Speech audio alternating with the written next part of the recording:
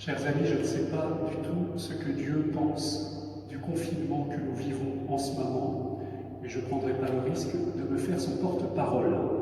Il y a aussi des prophètes improvisés qui nous disent beaucoup de choses et qui sont très sûrs que Dieu les ait inspirés. Par contre, je peux essayer d'entrer dans l'intelligence du mystère de Dieu, c'est la vocation et c'est la mission d'un prêtre, d'essayer simplement d'expliciter ce qui nous est donné à travers l'Écriture et à travers les gestes que nous allons poser. Et je vous avoue qu'en ce moment, je pense avec beaucoup d'émotion à une scène que j'ai vécue personnellement avec une personne âgée qui était de ma famille et qui, dans les derniers instants de sa vie, avait un corps qui était vraiment marqué par la vieillesse, par la maladie, un corps profondément blessé.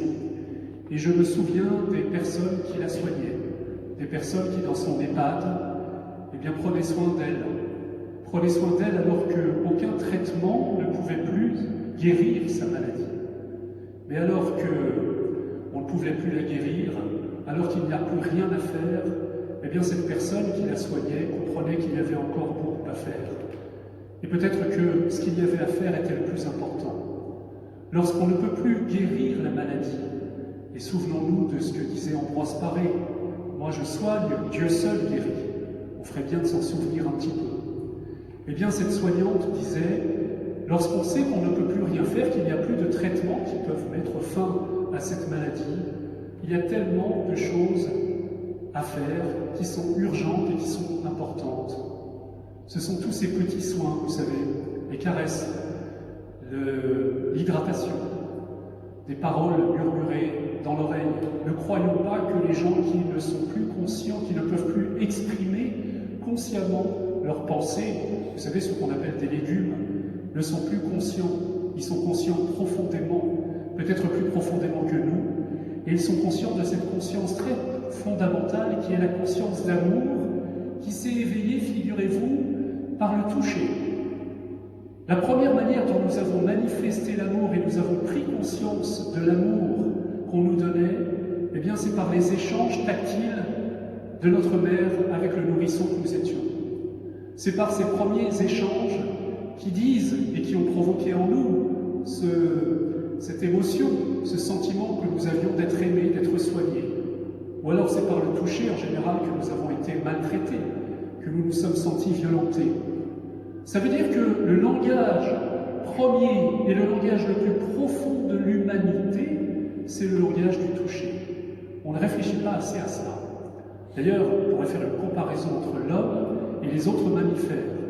Le sens qui est le plus développé parmi les 5 sens chez l'homme, ça n'est pas le sens de la vue, puisque les aigles voient mieux que nous, ça n'est pas le sens de l'odorat, puisque les chiens reniflent mieux que nous, etc., etc. C'est le sens du toucher. C'est par le toucher que nous prenons conscience de nous. C'est par ce langage que les amoureux se disent leur amour. C'est de cette manière que nous nous disons que nous sommes importants les uns pour les autres. Et je me souviens de cette personne qui traitait le corps de ce vieillard, de cet homme. Comme le prêtre prend dans ses mains le Saint-Sacrement, j'étais très très impressionné de voir que ces soins très humbles, ces soins qu'on pourrait qualifier de très peu ragoûtants, elle traitait le corps de cette personne décharnée qui n'avait plus que quelques jours à vivre, voire quelques heures à vivre, comme si elle portait ce qu'il y a de plus sacré. Mère Teresa ne disait pas autre chose lorsqu'elle disait à ses sœurs et à ses frères « Est-ce que tu as vu ce matin à 5 heures du matin ?» parce qu'elle suivait la messe à 5 heures du matin, avec quel respect et avec quel tremblement le prêtre prend le corps du Christ dans ses mains. Ça doit être le même respect que tu dois avoir quand tu serres dans tes bras ces personnes que tu ramasses sur le caniveau et dont tout le monde se détourne. Chers amis, toute notre humanité dit qu'il faut nous rapprocher les uns des autres. Toute notre humanité dit cela, et Dieu n'a rien fait d'autre dans son incarnation. Dieu n'a pas supporté la distance qu'il y avait entre lui et les hommes. Dieu n'a pas voulu rester au ciel, bien confortablement avec les anges, avec les saints, dans cet univers confiné, éthéré, qu'on pourrait dire, et séparé de l'homme et de sa boue de péché, et de sa boue de maladie. Dieu est venu dans la chair, frères et sœurs. Dieu est descendu dans la chair, Dieu s'est rendu proche de nous. Il a voulu habiter pendant 9 mois le sein d'une mère. Il a voulu toucher les personnes qui l'approchaient. Lorsque des enfants s'approchent, il se met en colère quand on veut les empêcher de venir jusqu'à lui. Et il les prend dans ses bras, il les embrasse. Lorsque quelqu'un est malade, il invente toujours un geste pour se rapprocher de lui, il met de la boue sur les yeux de l'un.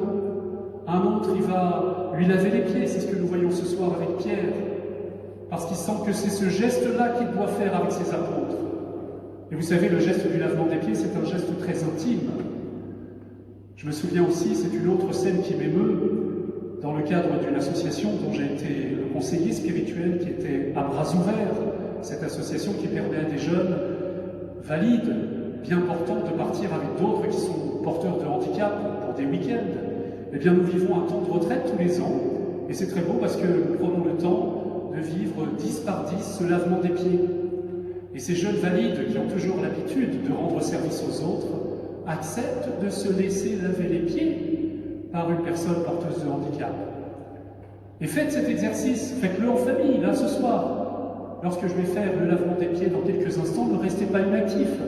Si le père de famille, dans une famille, pouvait prendre une bassine et laver les pieds de son épouse et de ses enfants, si dans une colocation on pouvait le faire, si on pouvait casser cette dureté, cette séparation qu'il y a entre nous et entrer dans cette intimité, ce serait beau. Eh bien, vous ferez cette expérience, celle que j'ai faite à bras ouverts, que c'est peut-être plus difficile de se laisser laver les pieds que de laver les pieds aux autres. Je vous mets au défi de dire le contraire. Il faut beaucoup d'humilité pour laisser l'autre me rejoindre dans cette intimité. Et on comprend que Pierre, il ait du mal. Il ait du mal à accepter que Jésus fasse ce geste. Toi, le Seigneur, comment tu vas t'abaisser à ça? Mais je suis venu pour ça. J'ai quitté le confort du ciel pour venir vous laver les pieds. Vous savez, des scènes de l'Évangile particulièrement émouvantes, c'est la manière dont Jésus se rapproche des lépreux. Cette scène a tellement bouleversé le cœur d'un grand saint, celui qu'on a dit qu'il était le deuxième Christ sur la terre, le Poverello d'Assise, Saint François d'Assise. Vous savez, ce jeune homme qui était très délicat, qui avait grandi dans un contexte un peu protégé. Et puis voici qu'il se laisse toucher par le Seigneur, par la pauvreté du Seigneur. Et vous connaissez tous cette scène. À un moment où il est à cheval, un peu enfermé, confiné dans sa superbe, il entend la cloche qui lui signale qu'il faut déguerpir. Pourquoi? Parce que cette cloche, elle signale que un de ses concitoyens, un de ses frères en humanité, est enveloppé d'un drap qui le protège et il faut s'écarter. Vous avez reconnu, il est atteint de la lèpre. Cette maladie tellement contagieuse et tellement dégoûtante, si on peut dire. Premier mouvement de François, il s'écarte, il part à bride abattue, et puis voilà que quelque chose l'arrête, il fait demi-tour, et dans un mouvement du cœur, plus rapide que son intelligence, comme si son intelligence était captée, comme si son affectivité était mise entre parenthèses, mais comme si un mouvement de l'Esprit Saint très profond l'entraînait, il descend de cheval, et il embrasse ce lépreux, il embrasse cette chair putréfide. Chers amis, Dieu s'est rendu proche. Dieu n'a pas peur de nous toucher.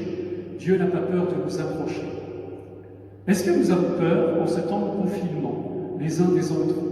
Je vous avoue que quand on sort dans la rue et que des gens se détournent, comme si on était dangereux, oui, il y a des normes, oui, on nous demande de faire quelque chose qui est contre nature, profondément contre nature, et qui fait violence à notre nature d'homme, fait pour le contact, et qui fait violence à notre nature de chrétien, qui se laisse toucher par Dieu, et Jésus l'a dit, lavez-vous les pieds les uns aux autres. Alors c'est profondément douloureux. C'est profondément douloureux pour un prêtre de ne pas pouvoir accompagner des personnes en fin de vie. Et c'est tellement beau quand des médecins ont cette intelligence de donner accès, de comprendre que eux soignent avec tout leur dévouement, toute leur charité, mais qu'il faut laisser un chemin pour que, jusqu'au cœur de la personne en fin de vie, eh bien, le cœur puisse être touché par l'amour de Jésus et qu'ils ouvrent la porte de leur hôpital à un aumônier. Je suis tellement bouleversé en pensant à tous ces petits soins, tous ces soignants qui ont cette humilité de s'approcher de ces malades un peu partout et peut-être de se mettre parfois en danger. Le pape François a dit que c'était les héros, les petits héros de l'ordinaire. Mes frères et sœurs, par pitié, n'entrons pas dans cette peur. Et lorsque nous reprendrons notre vie normale, eh bien, nous ne déterminons pas les uns des autres, nous ne sommes pas dangereux les uns pour les autres. Nous sommes des frères, et la chose la plus dangereuse, ce serait de remettre une distance, une barrière entre nous. Frères et sœurs, nous devons vraiment nous laisser toucher par Jésus ce soir. Alors, je ne sais pas comment on peut le vivre, parce que c'est extrêmement violent de ne pas pouvoir faire ce geste-là à l'Assemblée. J'ai l'habitude de descendre comme tous les curés, et c'est très beau ce moment où on descend dans l'Assemblée et on vient rejoindre l'un de nos paroissiens, on vient lui laver les pieds, on vient lui dire quelque chose à l'oreille, et c'est quelque chose de la tendresse de Jésus qui se dit, et c'est comme une contagion d'amour, de charité qui se fait autour, et ça vient informer tous ces petits gestes de charité, de proximité que nous vivons. J'ai peur que des gens meurent seuls, chers amis. J'ai peur qu'il y ait une contagion de la peur qui nous prenne plus encore. Nous ne sommes pas dangereux les uns pour les autres. J'ai un ami pasteur qui aime bien dire, j'ai jamais été vérifié, qui aime bien poser la question, savez-vous combien de fois il est dit dans l'Évangile, n'ayez pas peur? Réponse, je vous interroge, répondez-moi là où vous êtes. Il paraît que c'est 365. 365 parce qu'on en a besoin une fois par jour. Je ne sais pas ce que ça fait les années bissextiles. Mais chaque jour, nous devons entendre Dieu se rendre proche et nous dire « N'ayez pas peur que je vous lave les pieds, que je vous touche, que je m'approche de vous. Et n'ayez pas peur de le faire humblement, n'ayez pas peur de vous dire que vous aimez. Et n'ayez pas peur de ce langage des gestes, le langage du toucher qui est le langage le plus profondément humain. » Savez-vous que les sacrements exigent qu'il y ait un contact. Beaucoup de gens nous interrogent, nous les prêtres, en nous disant « Est-ce qu'on peut se confesser par téléphone ?» Eh bien, le Vatican s'était prononcé il y a quelques années, non, ça n'est pas possible. Pourquoi? Parce que l'incarnation, la logique de l'incarnation, Dieu qui s'est fait chair, nous dit Saint Jean dans son prologue, Dieu qui s'est fait sarx, on pourrait dire c'est vraiment presque viande, pardon, c'est vraiment Dieu qui a pris un corps humain, il veut ce contact. Et Dieu n'aime pas beaucoup le contact virtuel. Mais je vous avoue que depuis 2 semaines, on s'amuse pas mal. WhatsApp, c'est super. Tous les contacts virtuels et compagnie, et nous les jeunes, on vit, enfin, moi je ne suis pas jeune, mais les jeunes vivent là-dedans tous, tout le temps. Et je vous avoue que j'en ai marre. J'en ai ras-le-bol de voir un écran. Et j'espère que vous aussi. Et j'espère que vous étouffez. Et j'espère que vous avez ce désir d'embrasser vos frères, de le leur dire, mais de leur dire avec votre corps, c'est-à-dire avec la partie la plus humaine. J'espère que vous sentez que Jésus a eu ce désir lorsqu'il a lavé les pieds de ses apôtres. Il ne s'est pas détourné de l'humanité. Alors, chers amis, il faut que l'Esprit Saint nous inspire pour qu'on ait une manière de se dire notre amour les uns aux autres. Mais surtout, qu'on n'ait pas peur. Rejetons cette peur. C'est à chaque fois que Dieu se penche sur l'homme. Souvenez-vous de la nuit de Noël, lorsque les anges apparaissent aux bergers. N'ayez pas peur. N'ayez pas peur. Bien sûr, les bergers, ils se sentent sales. Les bergers, ils sont dans leur boue. Et voilà, des anges infiniment lumineux s'approchent. N'ayez pas peur de vous laisser toucher, de vous laisser approcher. N'ayez pas peur de celui qui s'est fait si pauvre. Comment est-ce qu'on peut avoir peur d'un Dieu qui est né dans une crèche? Comment est-ce qu'on peut avoir peur d'un Dieu qui vient laver les pieds de ses apôtres? Comment est-ce qu'on peut avoir peur de cette grandeur qui s'est fait infiniment petit? De cette distance qui se fait infiniment proche? Peut-être parce que nous ne sommes pas assez humbles. Et je terminerai sur cette image très belle, puisque c'est ce que nous allons vivre dans quelques instants, lorsque le prêtre va enlever sa chasuble. Vous avez entendu qu'il va déposer son habit comme Jésus.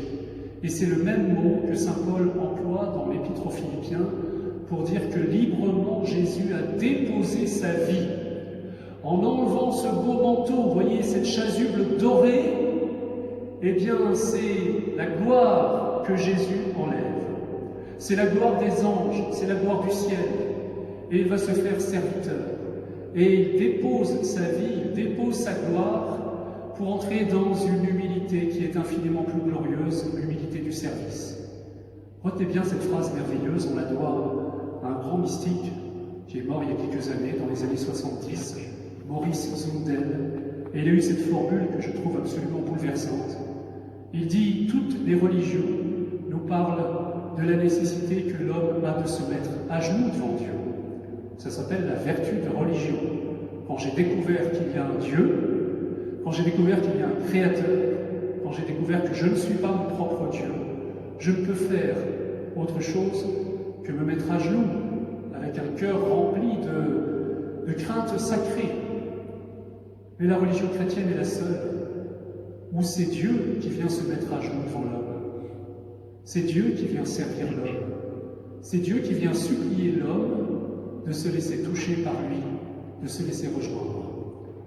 Alors que l'Esprit Saint nous donne, de la manière qu'il choisira ce soir et dans les jours à venir, de nous donner la joie d'expérimenter ce toucher de Jésus qui se rend proche. Et normalement, ça se fera à travers le sacrement d'un frère qui fera un geste à notre égard, et nous laisserons faire, et nous restaurons cette humilité, et nous ferons tomber notre peur de nous laisser rejoindre, de nous laisser toucher, de nous laisser aimer. Amen.